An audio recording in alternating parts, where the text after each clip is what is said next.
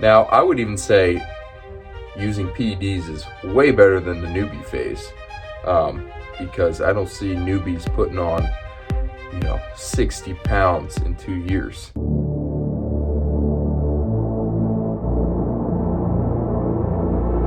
What is going on, you guys? We got a new video, a different kind of video for you guys. This is away from the summer cut series that we're doing right now. If you don't know what that is, go ahead and check out the other videos on my channel where we're doing a summer shred series, summer cut, really shredding down. So if you want to follow along for my cut, go watch those. But today we're watching and critiquing and analyzing Jeff Nippard's video where he basically does a huge overview of all of Sam's workout videos and workout split.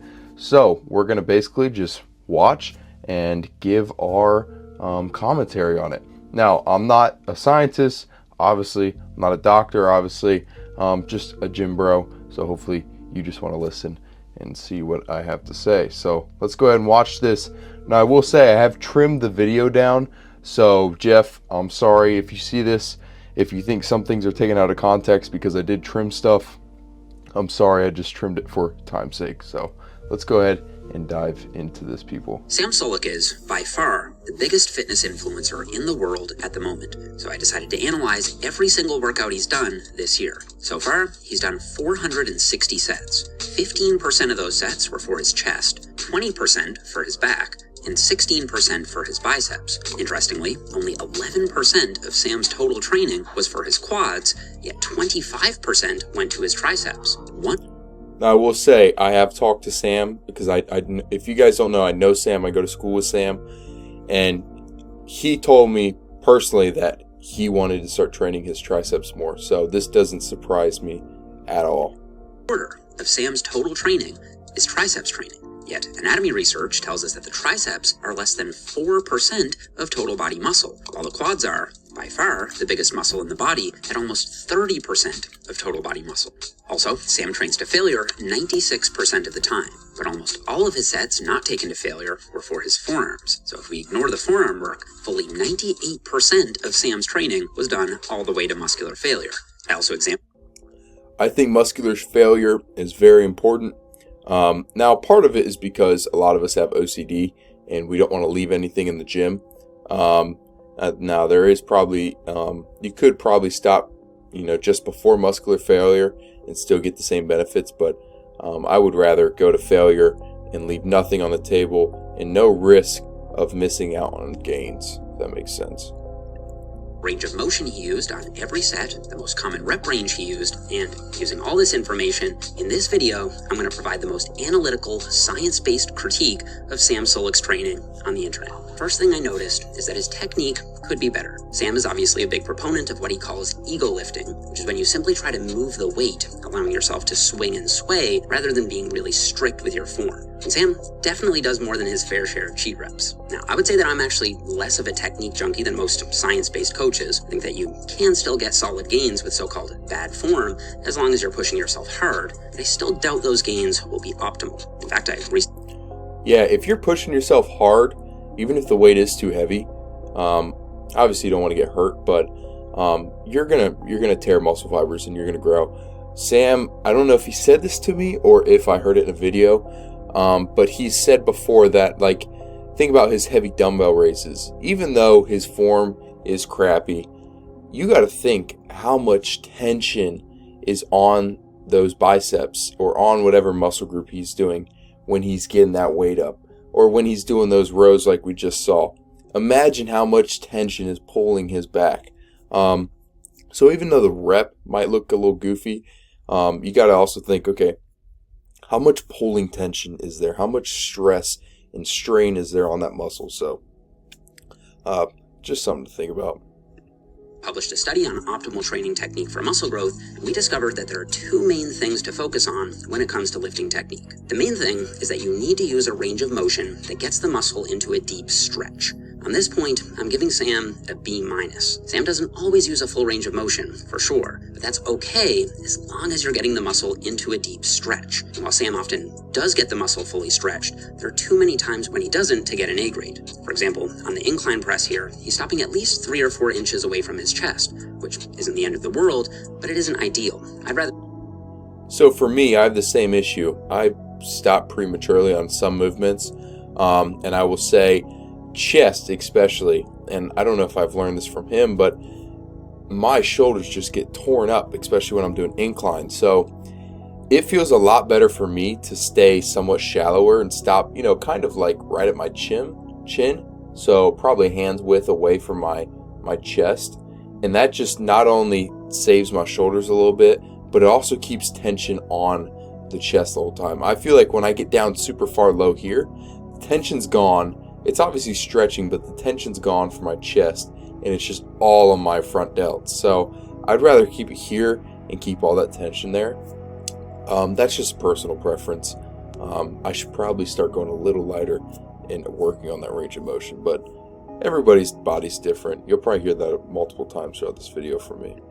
Strip the weight back and touch the bar to his chest so he can really feel that deep stretch in his pecs. And here on preacher curls, you can see that he's cutting out the bottom quarter of the range of motion where his biceps would be the most stretched. And we now have 2 studies showing that on this exact exercise, the bottom half of the curl is the most anabolic part. So kind of like what I was just saying earlier about the tension on the muscle, even though he's not doing the full range of motion, think about how much tension there is coming down when he's going a little heavier and stopping prematurely. Like that's gotta be tearing some muscle fibers, man. And you've got to be making some gains from that, because you're stopping the muscle prematurely. It's like doing a pause rep on squat or something. So yeah, you want to go full range of motion with good form, but also it's like, okay, a couple cheat reps here and there might not be as suboptimal as some may think. Range of motion. The other thing we found in our study is that it's important to control the negative rather than just letting the weight free fall. So when it comes to controlling the negative, Sam gets a B+. He usually does control the negative pretty well, even when he uses some momentum to get the weight moving, but there are also just too many examples of him letting the weight free fall to get him an A grade. Ideally, as he gets closer to failure, he'd make a conscious effort to resist the weight on the negative, always being in control, especially on that final rep where muscle activation is the highest. Overall, I'll give Sam a B grade on training technique. The next thing I quickly noticed is that Sam will more or less just completely wing his workouts. He doesn't have a structured training plan. He hops in the car, roughly maps out a workout in his head on the way to the gym, and then he'll even often improvise the workout in the moment based on how he's feeling. Now, I think that's what makes Sam so likable, or at least an attribute of Sam that makes people like him so much, is like, he's just a normal dude going to the gym, winging it, and making crazy gains. Now, not saying that's the most optimal thing you could be doing, but when it comes to like a realistic lifestyle, like I just go to the gym.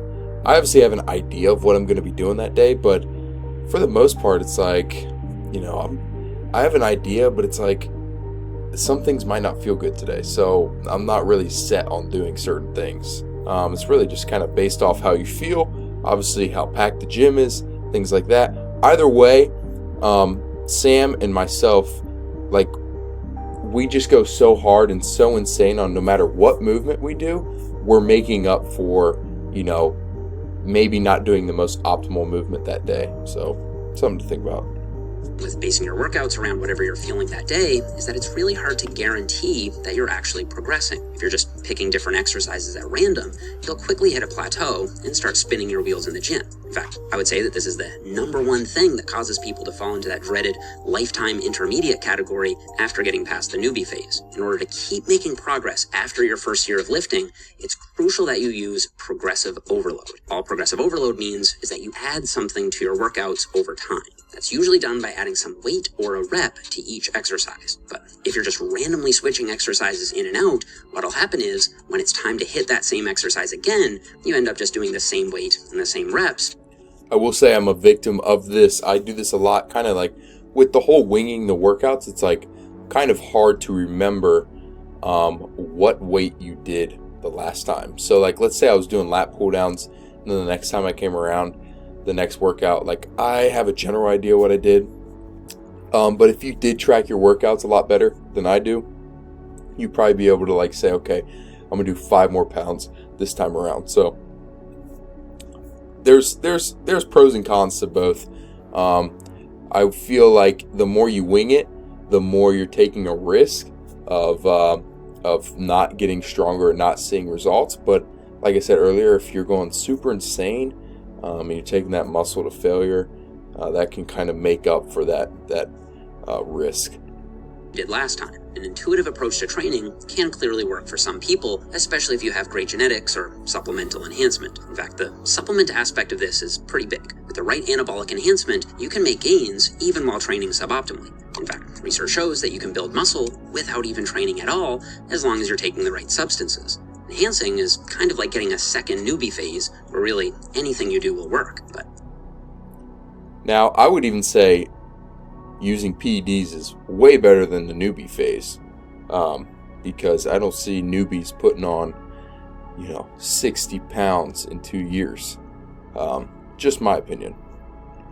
With enhancement, once you eventually reach that plateau again, you have two options: get smarter and more structured with your training, or increase the dose of anabolics. Obviously, the safest solution is to get a plan, put it on paper, or put it in your phone, and track the weight and the number of reps you do. I personally do this for every exercise, but even just doing it for your heavy compound lifts would make a huge difference. So, for example, you can track your squats, presses, and heavy pulls, and then kind of wing it for the lighter isolation stuff like curls, lateral raises, and chest flies. Now, that's really smart. So if you do want to start progressive overloading, and this is probably something I'll start doing, just picking like 1 or 2 movements from each muscle group to like keep track of. So you don't have to keep track of like every single movement that you're doing. Just pick like, if you're doing back, pick like lat pull downs in your rows. Or if you're doing legs, do like squats in your like RDLs. So just pick 1 or 2 movements that you can kind of keep track of to make sure that you are getting stronger. And then with the accessories, just do whatever, Sam's credit, you do want to give yourself the freedom to switch exercises in and out if you're feeling pain or if you're just really in the mood for something different. For example, Sam immediately switched his chest workout to a back workout after feeling his chest tighten up in this workout on January 8th. I think that's a smart move, but for the most part, you do want to keep most of your exercises and most of your workouts the same for at least a month or 2 so you can make sure that you're adding some weight or some reps to those exercises. Overall, I'm giving Sam a C+ on program structure. Third, Sam uses a body part split, or what many would call a bro split. This is where you train only one muscle per workout. So he'll do chest one day, then back the next day, then he'll do an arm day, and then a leg day. There's 2 main issues with this. First, as you can tell, it ends up being very disproportionate in terms of how much volume each muscle gets. So far this year, Sam has done 113. Now, I personally do the bro split as well, at least a variation of the bro split. I won't go into detail about my split because it's kind of very complicated and tailored towards my body and what I want to achieve. But you got to understand, not every body part needs to be trained evenly. Not only because you have lacking muscle areas, but because certain body parts, no matter the size, need to be emphasized more than others for aesthetics. So like I always say, big shoulders, big chest. So you might see someone like Sam or myself really, really emphasizing chest and shoulders. So just because you have a body doesn't mean everything needs to be trained symmetrically. So I see that a lot with beginners. They'll do like back bis, chest tries, and legs. It's like, okay, that's fine, but like, you got to really throw in some extra reps for certain muscle groups within there, because otherwise you grow, but your proportions don't change, if that makes sense. So you really kind of want to alter your proportions, kind of sculpt that physique, grow your shoulders, grow that big chest, get that V-taper. So that takes, some disproportionate training, if that makes sense. For his triceps and only 9 sets for his calves and just 6 sets for his glutes. And his tricep volume is more than double his quad volume, despite the quads being 8 times bigger. Now, Sam has said that he's trying to focus on his triceps right now, but this is fairly normal for a bro split because you have at least 3 upper body days for every 1 leg day. Yet, from an anatomical standpoint, your legs have way more total musculature than your upper body, and it's not even close. So unless you already have great leg genetics, your legs may start to lag behind on this split. There's also an issue with junk volume. In this workout from January 21st, Sam did 13 sets for his chest, plus 2 drop sets. But the best studies tell us that you tend to max out the amount of growth that you can get for a single muscle somewhere around 6 to 8 sets per. So this is a good point. Like, there is probably an optimal range of sets that you should be doing to kind of not only save time but save yourself some energy. But the thing is like, I mean, if you're looking for maximum gains, at least the way I see it, and I know Sam sees it, it's like, why leave, the chance that you're not hitting the most optimal? I would much rather go over what I'm supposed to be doing and still see gains rather than, go under. So that's just how I am. That's how I am with everything in life. It's just overkill. Drill it, and it's kind of like getting success from overwhelming whatever that is that you're doing, if that makes sense. Workout. So after you've done 6 to 8 sets for a single muscle in one workout, any more sets that you do after that probably aren't doing much. This is why some people call it junk volume. So rather than wasting all that energy doing 13 sets in one workout for one muscle, I'd suggest splitting that volume in half and putting 6 sets on one day and 7 sets on another day. I do think that simply training hard is more important than any of the previous stuff I talked about. You can optimize everything else on paper. If you don't push your sets hard, it doesn't really matter. So that's kind of what I was saying earlier, is like, by going extremely hard, you can kind of get rid of a lot of the other, what would you say, all the other smaller details. So you can kind of overcome the brains aspect of it by just going super hard in the gym. Now, obviously, it might not be the most optimal for recovery, muscle growth, things like that, but it's like, starting out, I always just tell people, just go hard. That's the hardest thing to do, is make yourself go hard, go to failure.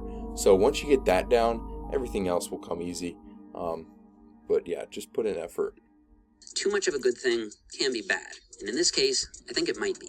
Sam goes to failure a little too much for my taste. Like I said, Sam has done 460 sets so far this year, and 440 of them were all-out sets to failure. I do think most people would run into recovery issues with that much failure training. For me, only about 30% of my training is taken to failure. I usually do 3 sets per exercise, and I'll take the last set all the way to failure. My first 2 sets, I leave 1 or 2 reps in the tank. Keep in mind, 1 or 2 reps in the tank is still very hard training. I see people leaving 10 plus reps in the tank all the time at my gym, even serious dedicated bodybuilders. But now for me, as a natural bodybuilder or fitness model, whatever you want to say I am, I've always gone to failure, and I've worked out with other people that say my volume is insane, especially my leg volume and my shoulder volume.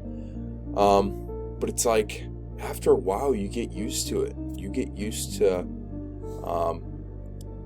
the sheer volume and the sheer time and like feeling of just going to failure. And then your body gets used to recovering quick. Like I work out 7 days a week.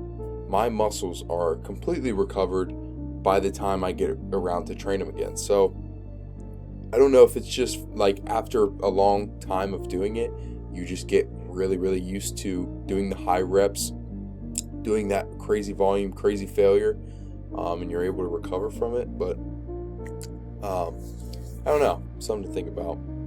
I think a combination of failure and non-failure training is smarter than just going to failure all the time. But even though he does take it a bit too far in my opinion, I'm still counting Sam's high effort as a good thing because he seems to genuinely enjoy failure training. He does seem to be recovering from it for the most part, and even though he has had a few injuries, it's hard to say if that's due to failure training per se, or the super high loads that he's using, or something else. So even though I'd personally tone back on it, failure training is still far better than sandbagging your workouts and not putting any real effort in.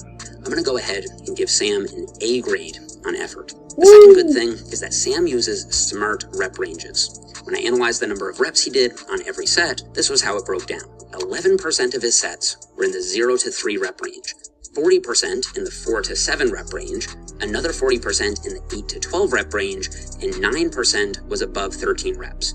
So clearly the majority of his training is coming from a moderate rep zone from 4 to 12 reps, and for hypertrophy, I think this is great. All rep. Yeah, so if you're trying to gain muscle, I always recommend kind of like 8 to 16 is like my perfect hypertrophy range. And I do that for all my muscle groups. Legs, sometimes we get a little out of hand and go a little bit higher, but your legs are fine because they can handle a lot of volume. Same with shoulders, they can handle a lot of volume, so sometimes I get a little out of hand and do a little bit higher reps with lower weight. But for the most part, we're staying in that range all the time.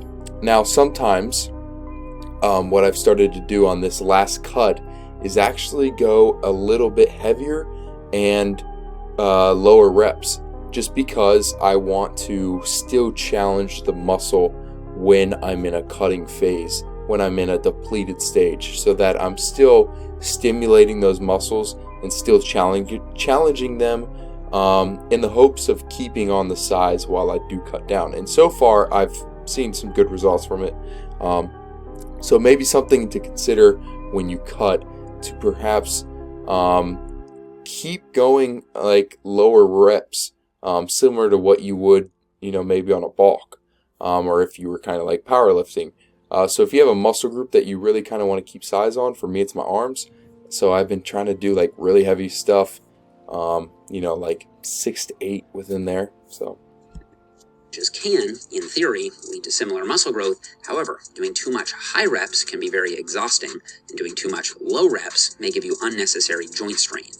I'm going to give Sam an A grade on his rep ranges. Lastly, and most importantly, Sam clearly loves training, probably more than any fitness influencer that I'm aware of. He's super consistent, he does exercises that he enjoys, and he has a good time in the gym. Obviously, hard workouts require discipline, and there will always be days when you don't feel like going to the gym. But finding ways to make your workouts more enjoyable is always a good thing. And Sam clearly has that mastered, and he gets an A++ for sustainability and enjoyment. And even though I was kind of tough on Sam in this video because I wanted to give him a rigorous science-based critique, all things considered, I think Sam deserves a B grade for his training overall. now I will say personally that I think Sam deserves a higher grade just because he does go super, super hard. I would much rather see someone go super, super hard, leave nothing in the tank, but not train as optimally, compared to someone who's, has all the science, has all the information, has, all the special equipment or whatever, but they aren't going as hard. I'd much rather just go hard than seeing someone be like, oh, well, blah, blah, blah, blah, I'm only going to do 8 reps even though I'm not tired. It's like, well, I don't know. It's like I would much rather see someone, I don't know, put some effort into it. So that's going to wrap up today's video. Hopefully you guys enjoy this. Let me know down in the comments what you guys think about these. I don't want to make this my YouTube, but if I have a video that I find interesting or I just want to talk about or want to talk to you guys about, then I'm going to post it and I'm going to do this for it. So I love you guys. I hope you guys learned something from today. Like always, God loves you. I love you. See ya.